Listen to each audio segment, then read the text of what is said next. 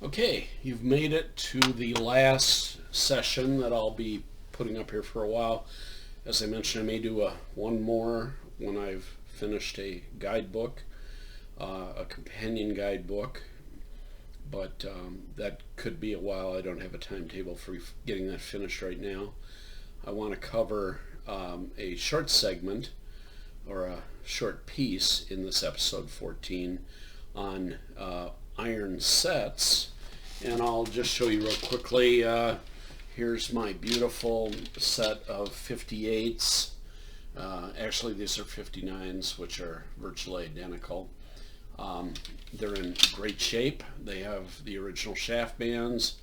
They have the original leather grips. You can see the quality that Wilson staff put into them. They're those wonderful double flag end caps.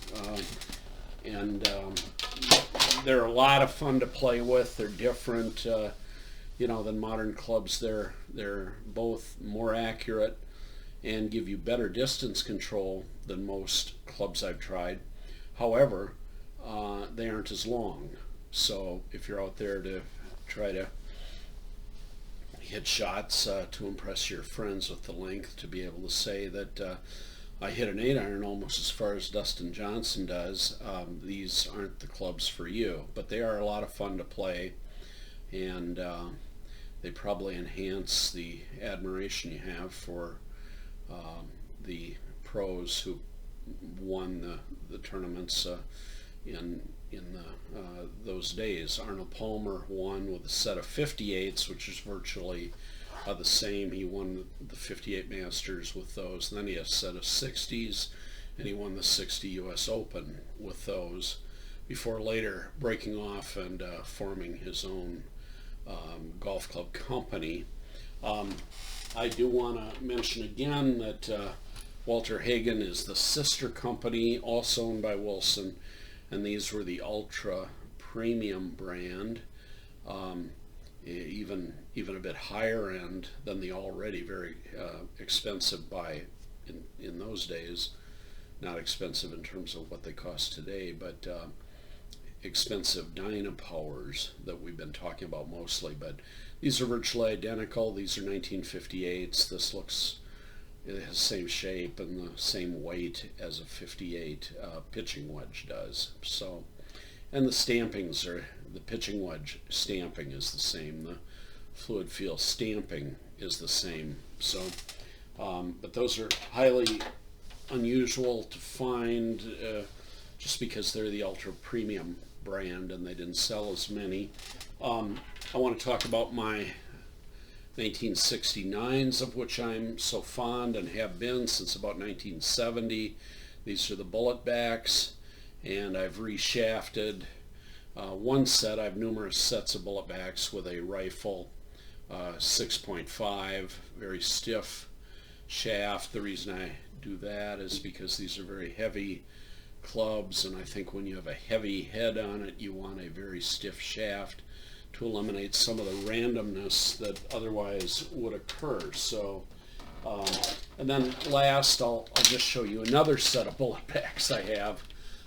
These are gorgeous, and they are shafted. You can see the red shaft bands. Those say Apex, Ben Hogan Apex. Ben Hogan, of course, had his own company. The Ben Hogan Company made very fine forged clubs, and the shafts that used were proprietary. And but back in the day, the thing was for the pros, and Bernhard Langer did this, according to a story. They would reshaft their 69 bullet backs, which were hugely, I'm sorry, I picked up the wrong club, which were hugely popular on tour for many years. Hale Irwin won a couple of U.S. Opens with them. I think one as late as the 80s. And they would reshaft them with the Hogan shafts, the Apex shafts. Story goes that after Bernhard Langer won the Masters with some bullet backs that had Hogan shafts in them, Hogan wrote him a letter just chewing him out for putting Hogan shafts in a Wilson staff iron. And of course that just seems silly today, but Hogan was kind of an unusual personality, not terribly well liked. Arnold Palmer was famous for saying something like he's a very unpleasant man. And I think Hogan was heavily criticized for being so irritated with Bernhard Langer for Langer just doing what he could to make himself the best golfer he could be. So anyway, that's my story. The swing weights, just a couple technical things. Swing weights mostly are the same as they are today. The numbers are different. For example, a 6-iron back then is now a 7-iron. That is, same length, same loft. The two clubs have same length, same loft, but one is called a 6-iron, the other is called a 7-iron. This is attributable to what I call loft creep, as the manufacturers competed to be able to say that our iron goes farther than anyone else's. Gradually over time, those little changes to strengthen the lofts really made the clubs into, took them up to the next number.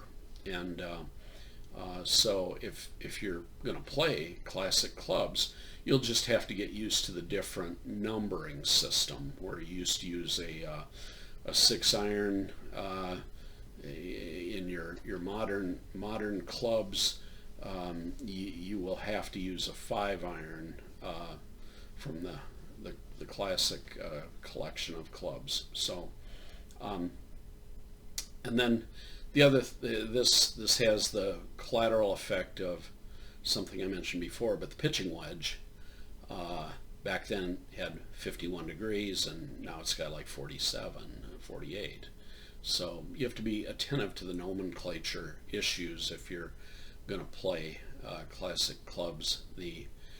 Another thing worth mentioning is that the shaft flexes on Wilson staffs anyway are reputed, a regular back then is like a regular plus in modern terms, and a stiff back then is like a stiff plus now. So I'm using a very stiff shaft in those bullet backs, the rifle 6.5s, but I do okay with the regular flex when I leave the regular shafts in them, or the original shafts in them, because those regulars are really a bit stiffer than a modern regular. So to summarize, the clubs don't hit the ball as far, but their aim and distance, I think, is better. I think you've got more distance control, and at some point distance control becomes really important, and aim becomes really important. So what you lose in distance, you gain in those other two things. And then you just aren't going to be able to brag that you hit your 8-iron almost as far as Dustin Johnson is. That's what you're going to lose. Okay, so you've just completed viewing what is the definitive guide to Wilson's heavy sand wedges made between 56 and 75. You now have access to a huge amount of information never published before, not available anywhere else, including swing weight and estimated bounce. You've seen some video of the appearance of the stampings, and I'm unaware of any other place you could really get that.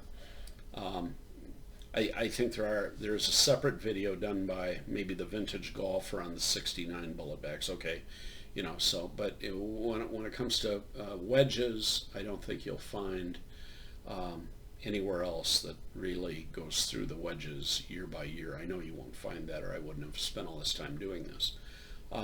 I've given you the estimated costs, telling you which are more affordable, which are really expensive, and also I've given you some advice on how to go about purchasing clubs off of eBay and how to refurbish clubs that you happen to acquire. I've given you a quick summary of how to refurbish. There are other more detailed videos on that elsewhere. I hope these episodes will help you figure out how to hit better shots when you're out of position. I hope that you'll carry, I think you'll have to decide this, but I think maybe you'll want to carry 2 sand wedges, one high bounce, one low bounce. I think you'll want to carry a pitching wedge that has 0 or negative bounce for playing those delicate shots that are very close to the green, where the ball is hard to pick off the turf, where you're best off just hitting the ball directly without interference from the turf. So I think you'll find that helpful. I hope you do. If I come out with a guidebook, I'll let you know in a 15th video to be issued. So now go ahead and get yourself some relatively inexpensive, new to you, world beater, forged, wonderfully crafted clubs. I think you'll have fun. Maybe go look for a $400 club in the bin over at Salvation Army. See if you can find that. I think this will help make the greatest game ever played just a little bit greater, maybe. If you like this video series, please give it a thumbs up, maybe comment. If you wouldn't mind, maybe subscribe if you wouldn't mind. If you have questions, my email is this, and it's all one word, no dashes, spaces, dots, or anything like that. The email is this, 1958, those are numbers, 1958dynapoweredwedgeguy, one word, dynapoweredwedgeguy @gmail.com. Now here's my concluding boilerplate. Copyright Thomas D. Sykes, 2020, all rights reserved unless specifically waived in writing. No rights are claimed in the names of golf club manufacturers or in the trademarks that they have. And again, I thank you for tuning in, and I hope you find this to be very useful and that it'll make your game more enjoyable. So long.